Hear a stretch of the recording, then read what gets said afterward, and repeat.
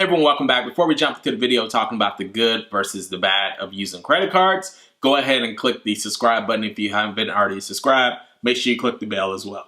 Alright, so if you've been following me for a while, you've known that I have paid off my debt at the end of 2017. I haven't really talked very much about credit cards, but up until that point, before I became debt-free, I never used a credit card. Well, I had credit cards in the past, and I have done some of the bad stuff that I'm going to talk about here.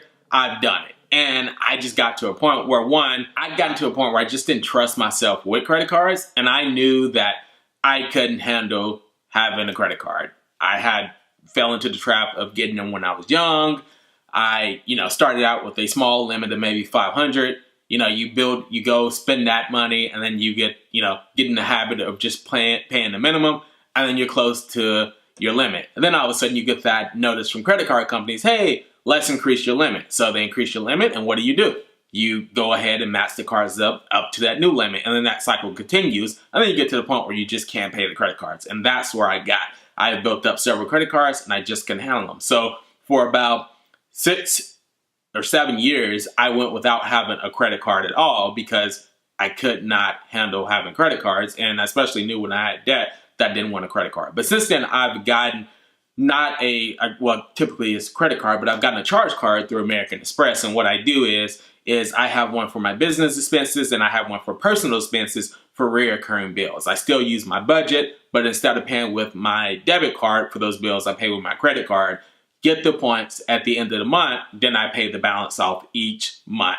So I don't carry debt on those credit cards. This is a cool way. I figured since I was going to be paying bills anyway, and I'm at a point now where my finances are good, I'm on a set budget, I can trust myself with a credit card, that I have those cards put in place now. So now I just get the points, and I've just actually paid for a international trip with my card, and I've also paid for several other trips and rewards by just getting the points. Otherwise, I wouldn't be getting by using my debit card. So that is just a spiel of what I have. But anyway, let's jump into credit cards here, and let's talk about the good and bad of credit cards. So the first thing is credit cards are convenient. They're convenient for when you're needing to, put down a deposit for maybe a car rental, maybe put down a deposit for a hotel or something like that. They're good for holding funds like that, so they're convenient.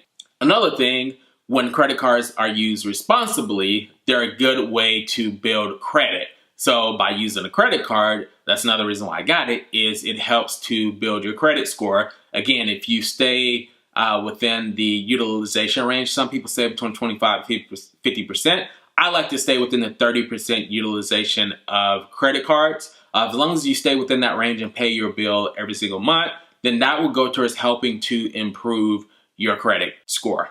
Another thing is you eliminate the need, just at minimum, eliminate the need to carry cash, essentially you can make the argument for having a debit card, you eliminate the need for carrying cash, but a credit card allows you to not have to carry cash as well. Next, you have the funds available in case of an emergency. So if an emergency comes up, then you can use the credit card, or you have a limit in there. If for some reason you don't have an emergency fund and cash saved up, then you can use the credit card in that case. I would recommend still having that cash emergency fund set up, but you can use the credit card in case until you can figure out your budget or get things, move things around in your account if you need to cover something. Last thing is what I just talked about. A lot of credit cards nowadays offer some type of reward, whether it's flight rewards, whether it's points rewards, whether it's cash back. You get those benefits from using a credit card.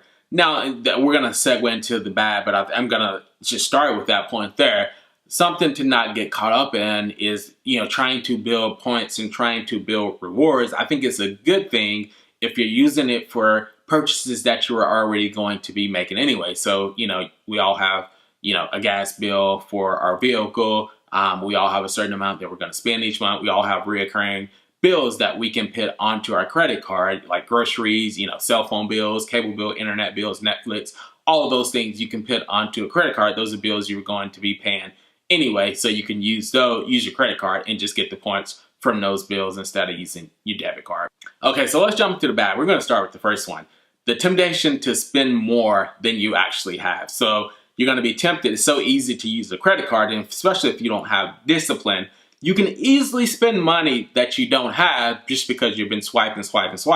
So if you don't have the money, you don't have the discipline, and you're not keeping a very good budget of your credit card, you can end up in a huge mess with a credit card by just spending money you don't have.